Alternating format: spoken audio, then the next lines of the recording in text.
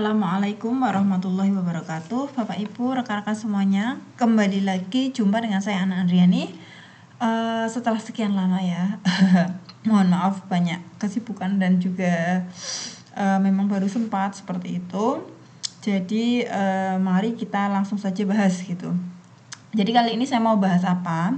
Jadi seperti yang Bapak Ibu ketahui semua bahwa untuk UP yang sekarang itu soalnya kisi-kisinya berbeda dengan UP tahun-tahun kemarin, yang mana tahun mulai dari kategori dari UP yang angkatan terakhir yaitu Desember 2023 itu mulai yang kemarin itu kita pakai kisi-kisi baru tanpa soal profesional gitu, tapi yang ada adalah soal pedagogi, kemudian SJT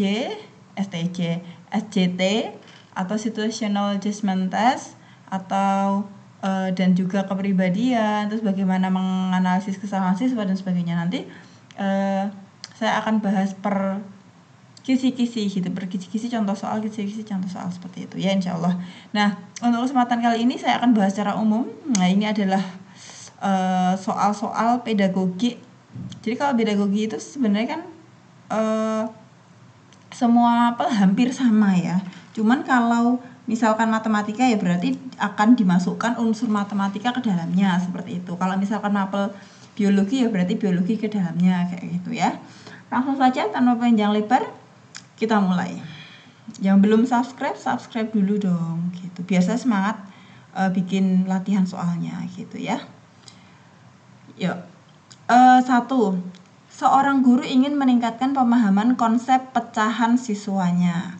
Meningkatkan pemahaman konsep ya. Langkah pertama yang paling tepat adalah A. Memberikan tes tulis tentang pecahan. B. Menggunakan alat peraga untuk mengilustrasikan pecahan. C. Menjelaskan teori pecahan secara terperinci. D. Menugaskan siswa membuat soal pecahan. Oke. Di sini konsep pecahan, siswa belajar pecahan itu ketika apa Bapak Ibu? Di level SD gitu kan. SD itu tentu saja pola pikirnya itu masih operasional konkret gitu kan. Nah, ini kalau kita dalami lagi, ada namanya teori Brunner. Jadi yang sudah PPG berarti kan sebenarnya di modul pedagogi itu ada teori Brunner gitu ya. Nah, ini juga bisa sebenarnya dia tentang geometri gitu ya. Tapi ini juga bisa pakai konsep ini ya, pecahan. Jadi kita pakainya teori Brunner yaitu EIS gitulah. EIS itu apa? E. Enaktif. I. Ikonik. S. Simbolis. Nah, ini biasanya teori Brunner ini dipakai pas geometri gitu. Cuman dalam hal ini kalau kita hubungkan dia masih SD gitu kan. Nah, pertama kali adalah enaktif apa tuh? Pakai benda nyata gitu. Pakai benda nyata, ikonik itu baru nanti ikon, simbolis itu pakai persamaan gitu. Nah, maka yang paling tepat untuk meningkatkan pemahaman konsep ya tentu saja pakai alat peraga gitu ya. Selain dari dia itu tahap pertama itu yaitu enaktif atau benda nyata, maka dia coba lihat ini kan mengajarkan pecahan ya Bapak Ibu. Pecahan itu kan di SD. Nah, SD kan tentu saja masih itu ya operasional konkret kayak gitu. Lanjut soal nomor 2. Oh iya, sebelum lanjut nomor 2, Bapak Ibu mohon di-like dulu biar saya juga semakin semangat bikin videonya ya. Di-like dulu. Yuk, yang belum like dulu. Yang belum subscribe dulu. Tombol merah di bawah ini loh ada subscribe-nya. Nyalakan loncengnya biar nanti kalau saya update video Bapak Ibu bisa lihat. Oke, nomor 2. Dalam mengajar konsep perkalian, seorang guru hendak mengaplikasikan metode pembelajaran berbasis proyek. Berbasis proyek itu biasanya kalau tidak ditulis begini itu tulisannya PJBL gitu ya. PJBL, Project Based Learning gitu. Jadi berbasis project atau proyek gitu. Jadi Bapak Ibu jangan bingung kalau nanti dapat metodenya PJBL. Apa itu PJBL? PJBL itu adalah project based learning atau pembelajaran berbasis proyek, sama saja ya, cuman di bahasa Inggris kan, atau istilah lainnya. Kegiatan proyek yang paling sesuai adalah A. Membuat poster tentang tabel perkalian. Nah, ini konsep ya, mau ngajarkan apa? Konsep. Nah, B. Menghitung hasil perkalian dalam kelompok. C. Menyajikan skenario kehidupan nyata yang melibatkan perkalian. D. Mengerjakan latihan soal dalam buku teks. Nah, karena ini mau mengajarkan konsep, nah di sini konsep itu kan sesuatu yang memang harus menjadi dasar ya. Nah, kalau saya jawabannya adalah yang C, seperti itu. Jadi menyajikan skenario nyata yang melibatkan tabel perkalian, seperti itu ya. Jadi nanti dikerjakan, ini kan juga bisa dikerjakan secara bersama-sama dalam satu kelompok ya. Nah, dalam satu proyek kayak gitu.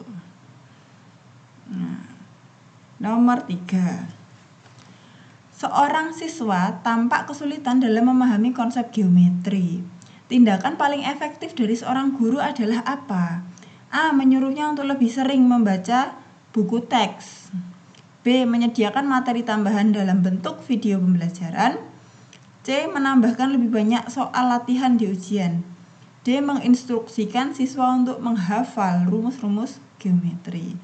Oke, ini ada siswa kesulitan. Kita sebagai seorang guru yang paling efektif apa? Nah, tentu saja adalah menyediakan materi tambahan gitu dalam bentuk video pembelajaran yang bisa diulang-ulang oleh siswa yang kesulitan tadi. Kalau bentuk video kan bisa diulang-ulang seperti itu. Yang A, C dan D ini kan instruksional banget ya gitu.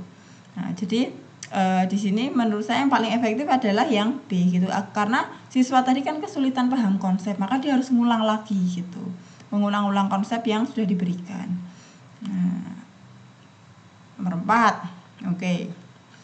Saat mengajar konsep bilangan prima, guru dapat menggunakan strategi pembelajaran yang melibatkan permainan. Permainan yang tepat untuk konsep bilangan prima apa? A. Bingo bilangan prima. B. Permainan papan biasa. C. Tebak angka prima. D. Simulasi kalkulator. Ayo, apa Bapak Ibu? Oke. Kalau Bapak Ibu enggak bisa ini, nah jadi memang hasil apa ya, media itu kan banyak sekali ya Bapak Ibu ya. Bapak Ibu bisa browsing, bisa istilahnya mendaftar apa ya, menceklis apa saja nih, nah, misalkan untuk belajar ini belajar itu gitu. Nah itu banyak sekali. Nah nanti bisa untuk belajar mandiri Bapak Ibu gitu ya. Kembali ke soal nomor 4. Jadi kalau mau permainan yang tepat ini adalah bingo bilangan prima. Bingo itu apa? Bingo itu kayak kartu bingo gitu loh. Jadi ada kartunya misalkan 1. Jadi ada angka-angkanya nanti, angka-angka bilangan prima seperti itu. Nah, itu bisa kita mainkan ya. Jadi pakai bingo bilangan prima. Jadi kartu bingo tapi diisinya bilangan prima gitu, dimodifikasi oleh gurunya. Seperti itu. Ya. Oke. Lagi pula ini kalau konsep bilangan prima tuh kita juga bayangin, oh prima tuh kapan sih? Oh SD gitu. Oh SD itu permainan yang tepat apa? Nah, jadi kalau Bapak Ibu kira-kira nggak tahu ini apa ya, ini pakai apa kayak gitu, kita bisa dari info itu bisa kita cari jawabannya gitu loh. Oh ini kayaknya SD nih, SD ya berarti cocoknya ini kayak gitu ya. Seperti itu Bapak Ibu ya. Ini jam 10:30 malam Bapak Ibu. Tarat ya. Saya bikin video ini jam 10:30 malam di dekat mesin cuci. Kenapa? Biar tidak terlalu suara saya tidak terlalu mengganggu anak saya sedang tidur. Nanti tidak bangun. Seorang guru hendak mengajarkan konsep pengukuran panjang. Langkah yang paling tepat adalah apa? A. Memberikan contoh soal dan jawaban dalam presentasi. Enggak ya? Mau ngajarkan konsep. Wah, konsep tuh awal. Jadi ngajari konsep tuh awal dan harus paham banget gitu, benar-benar paham. B. Mengajarkan konversi satuan pengukuran pada awal pembelajaran. C. Menggunakan alat ukur sepanjang pembelajaran. D. Mengabaikan konsep konversi satuan pengukuran. Ya, ini tentu saja adalah yang C ya, gitu. Nah, dia menggunakan alat ukur pakai benda nyata gitu ya, agar konsep pengukuran itu bisa diterima oleh anak-anak gitu. Oke, gitu Bapak Ibu ya. Mohon maaf suara saya memang agak terlalu cepat. Memang gaya bicara saya gini. Saya tuh orang Solo, Sukoharjo. Bapak Ibu mungkin ada yang dari Solo, Sukoharjo. Saya kalau ngomong tapi cepat gitu. Biasanya orang daerah Solo Raya itu kan kalau ngomong pelan-pelan, saya cukup cepat gitu. Agak ketus juga. Jadi kalau Bapak Ibu kenal sama saya di dunia nyata, saya tuh orangnya agak ketus. Maksudnya kalau bicara itu apa ya istilahnya itu? Ya udah sesuai kenyataan, tapi mungkin kadang orang tuh mendengar itu kan apa ya gitulah pokoknya. Mungkin saya nggak seperti orang Solo yang sangat sopan dan halus budinya gitu. Mohon maaf.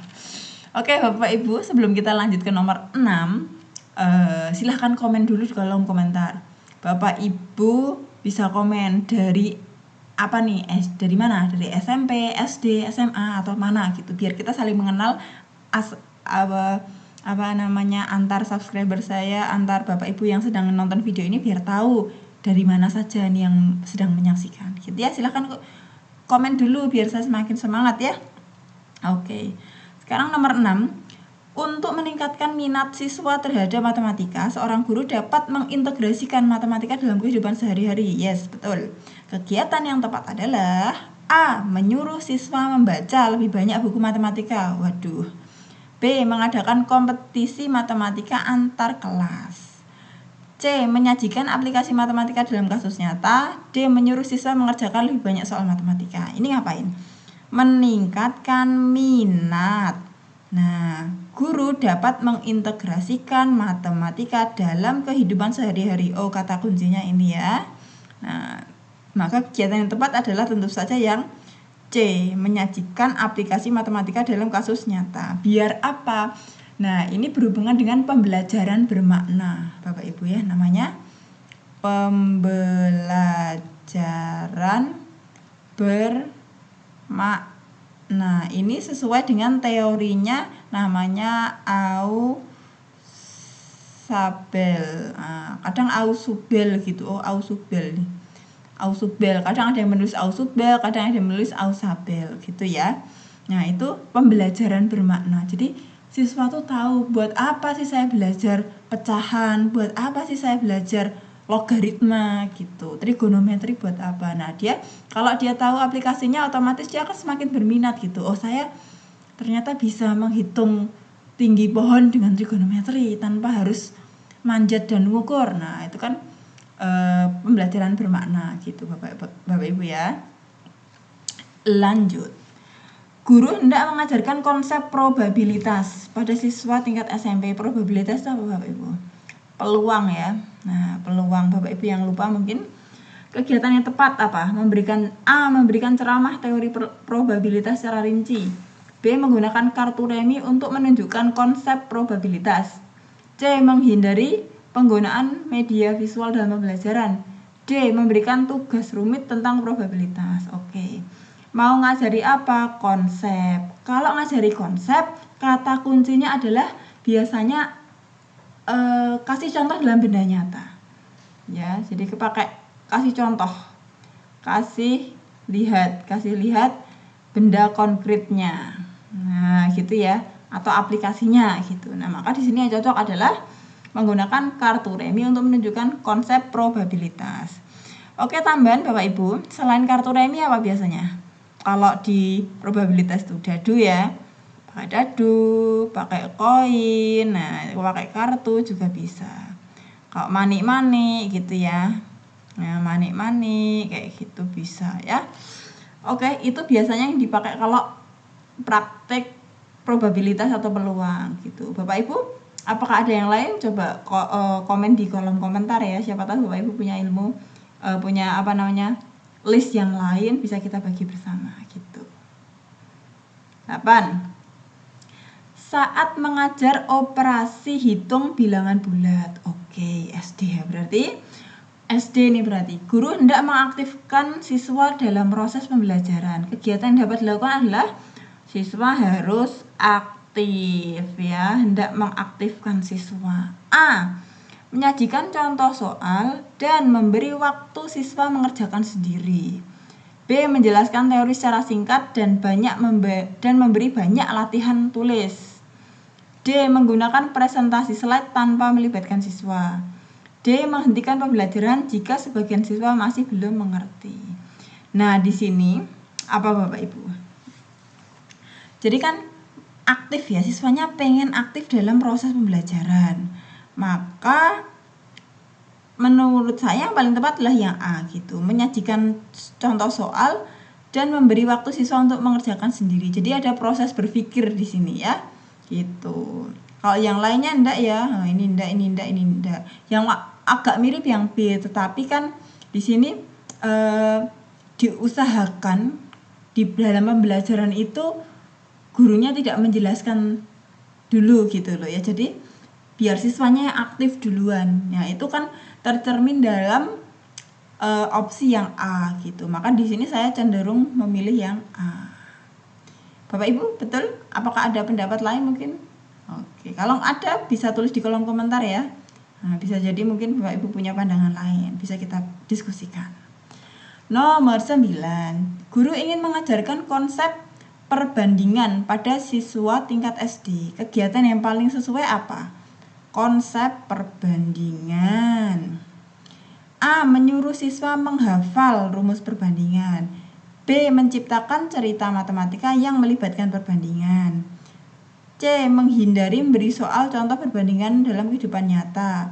D. Memberi tugas membaca buku perbandingan. Nah ya, kalau mau ngajari konsep berarti yang mana? Yang B. Menciptakan cerita matematika yang melibatkan perbandingan gitu ya.